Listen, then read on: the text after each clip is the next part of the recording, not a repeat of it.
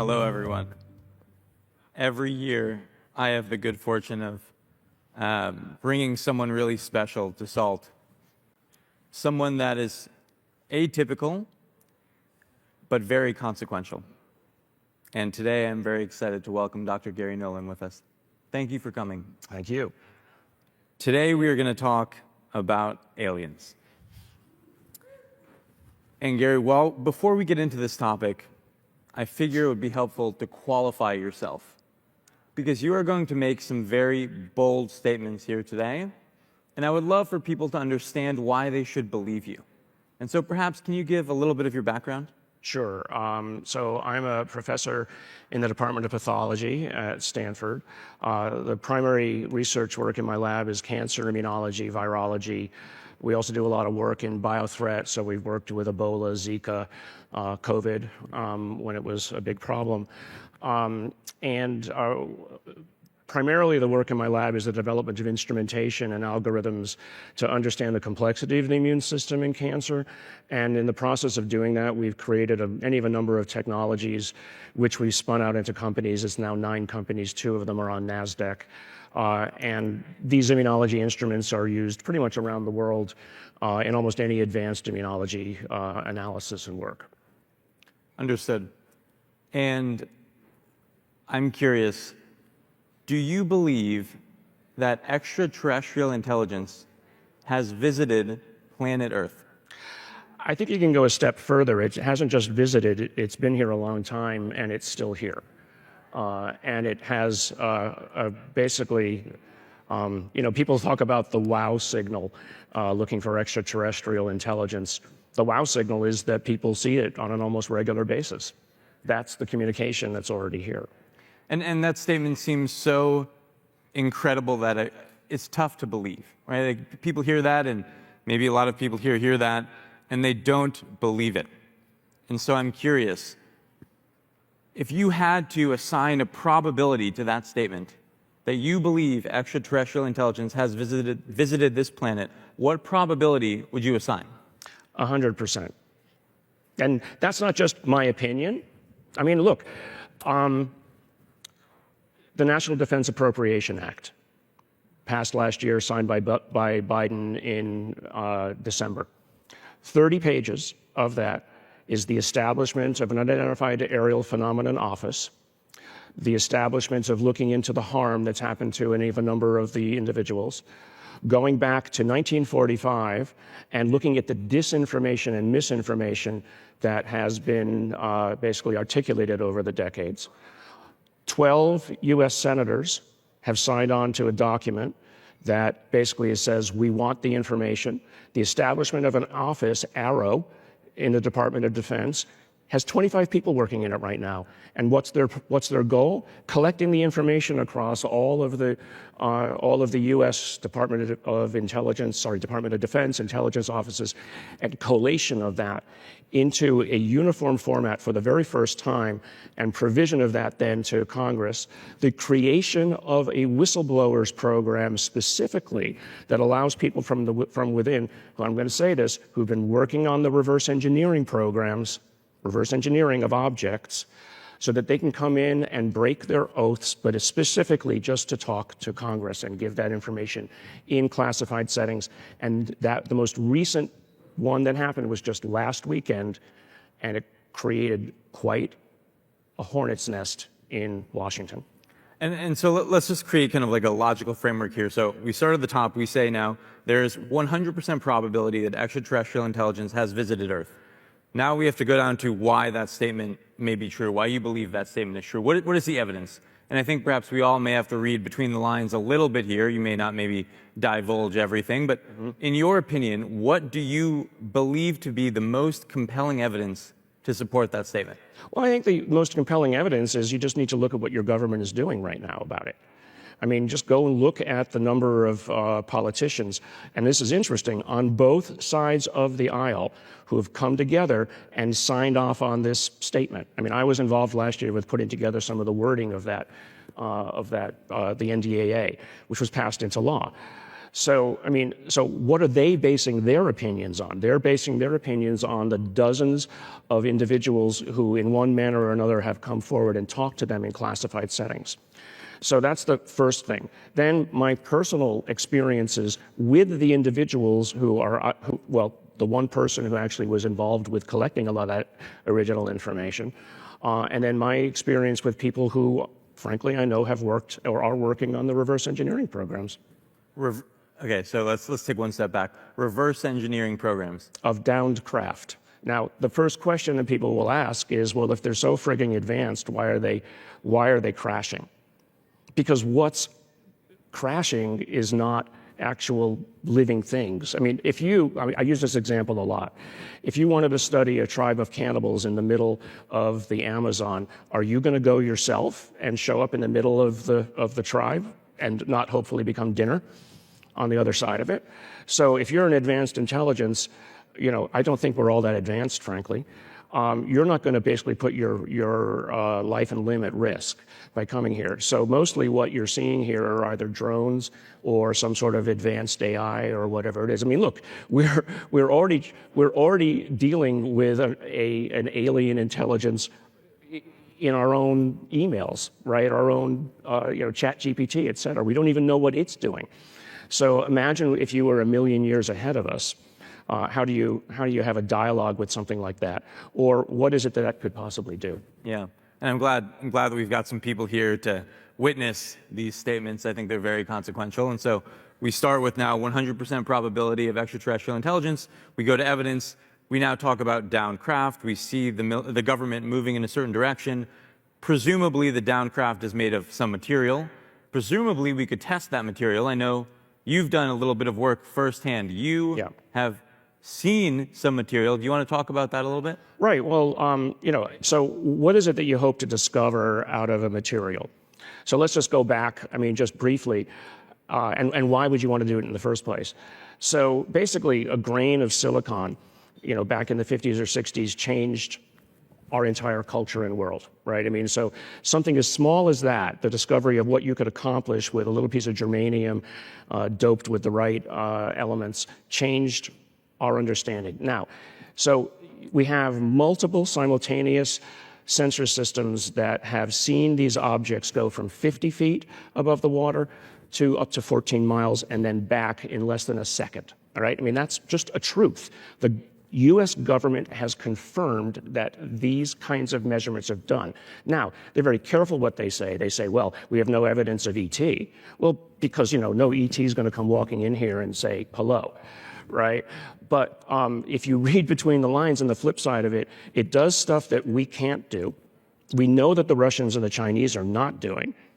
And so if you can go from 0 to 5,000 miles an hour and take a right turn and not end up squished like a bug on the windscreen on the other side, if they have windscreens, then what is the physics that accomplishes that? So what that tells you is that we need to rethink our physics, first of all, to say that, well, we saw birds fly, so it took us 3,000 years when we figured out how to fly. But now we see these things doing this. So what is it that lets us do? So I know some of the physicists on the inside who work at some of these big defense corporations who basically said, oh, well, here's how you tweak even general relativity to accomplish that. But then you say, well, how much energy is needed to do it? Well, more than the whole nuclear output of the planet per day, per movement. So you start to backtrack and you say, okay, well, who could do that? Well, we can't. Will we be able to do it in 1,000 years? But if we had a piece of any of this, let's say it's 1,000 revolutions ahead of us, or 1,000,000 revolutions ahead of us, even a tiny piece of knowledge from that could revolutionize what it is that we're doing. I'm always looking for the opportunity. I look at the upside of this. I'm not worried about them coming and, raiding us or taking our women and children. That's not my concern. My concern is how do we use it? Yeah, and I'm curious. Do you have confidence that us collectively, will have material, literal physical material to evaluate, to analyze? Yes, 100%. 100% again. Okay. It's there. It's there. there. It's, I mean, I could say this. I was working with a group about 7, 8 years ago, and I literally got within a few weeks of gaining access to one of the objects. And when the people who didn't want us to gain access to it found out about it, they pulled some bureaucratic administrative tricks and snatched it away. It's wild. And so now we have you, Dr. Nolan, making this bold statement. You are well positioned to make this statement. Now maybe we get into like some fun. Let's like feel comfortable hypothesizing a little bit as to what is happening. Like what is it, right? Like, and nobody's going to hold you to this, right? Now maybe we go down from 100% probability to now we're speculating. Right. Okay.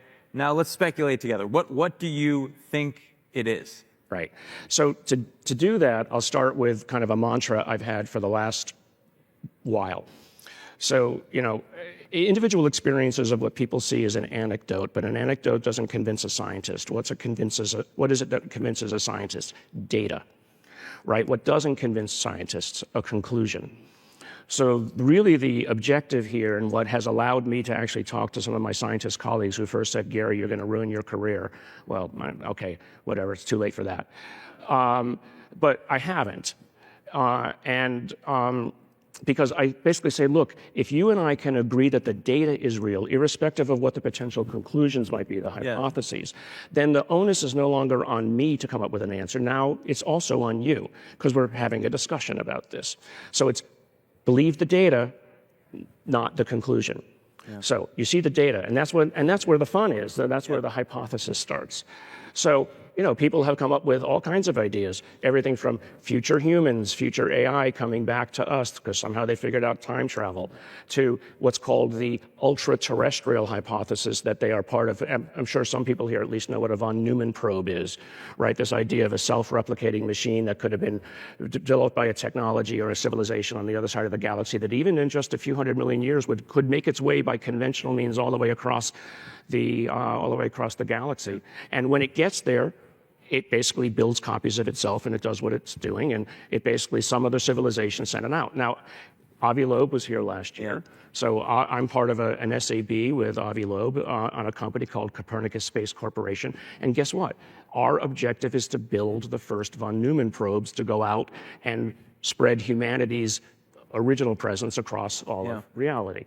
So that's one of the others. Yeah. A third one is... Well, what do you, Garry, Dr. Nolan, you have to speculate. What do you think it is? Let's be bold. I think it is an advanced form of intelligence, something that we don't understand, that is using some kind of intermediaries, however it is, like I said about you're not going to end up in the middle of the tribe, the angry monkeys that are flinging muck at each other, or nuclear bombs.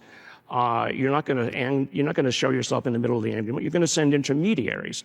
You know, it's not that they walk amongst us. That wearing a skin suit are actually the alien, right? No, you're going to basically put something there that is, I think of it as an intelligence test.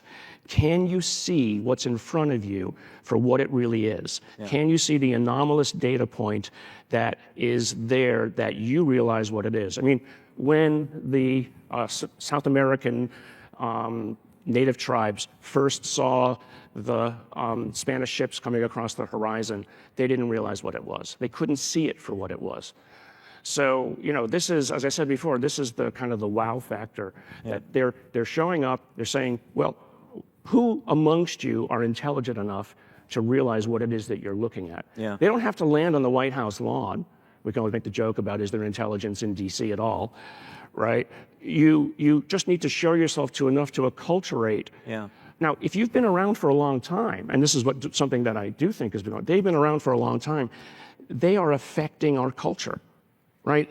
It's actually often thought that many of the religions that we think of as the most important have been part of this process. I mean, there are so many tangents to go down. We have about 1 minute and 45 seconds. Wow. We've covered a lot, though. You know, I think what you just said feels like it has strong parallels to religion, to what's happening with AI right now, to the simulation hypothesis. Like, they all are kind of saying something very, very similar here. Right.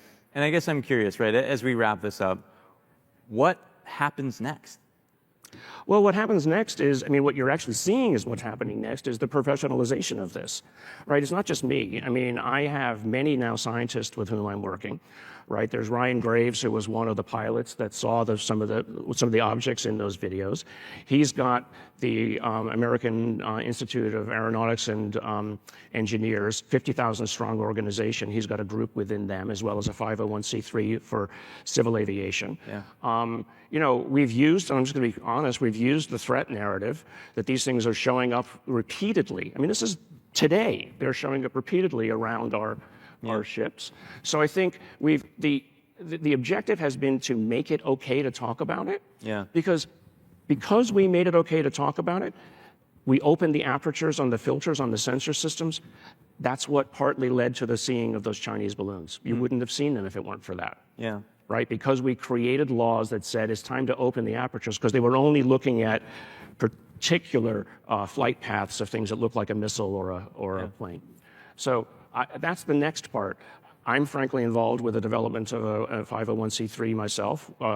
We're calling it the Sol Foundation. And our objective is to actually write policy papers for governments, and commercial enterprises to basically give them the opportunity to think about it. It's not that it's going to happen tomorrow. It's a slow release process, we think, but to basically give that opportunity. And then to develop, what I'm doing actually is developing novel kinds of materials analysis pipelines for basically analyzing the material which is in the public sphere or the semi-public sphere, but then also, frankly, as a goad and a lure to bring in those who do have the stuff behind the scenes so that they can say, oh, okay, because I want to see it published.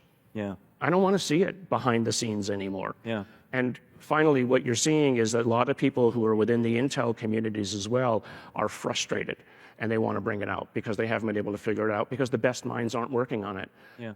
The crazy scientists at Harvard, MIT, Yale, or wherever are basically not allowed in because maybe they do a little bit too much of this or other things, and they couldn't get a security clearance if they wanted to. Yeah. Well, I mean, I agree. I think that we need to destigmatize this narrative. We need to share this narrative more broadly. The time gods gave us 2 minutes, Dr. Nolan. It looks like we were doing pretty well. People seem to like it. We're very lucky there.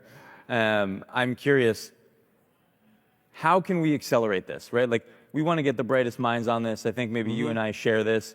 Like, let's go.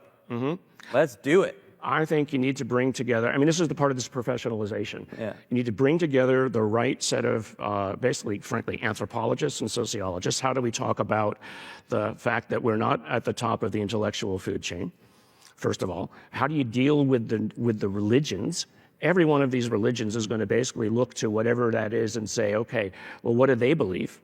Right? We know that the Vatican is involved. I mean, and I'm working with people who are working with the Vatican to basically get them. They've already said, this is very arrogant, they've already said, well, of course they can be Christians. Of course they can have a Jesus. They can be saved. They have a soul. I mean, I think the opportunity is for us to worry about whether they think we're worthy of saving. Well, Dr. Nolan, I really appreciate you taking the time to have this conversation. I appreciate all of you coming on this journey with us. I hope you learned something new. I hope you're willing to question your beliefs just a little bit more, and maybe together we can understand reality. Yeah. There's something here. There is. Thank you, guys. Thank you.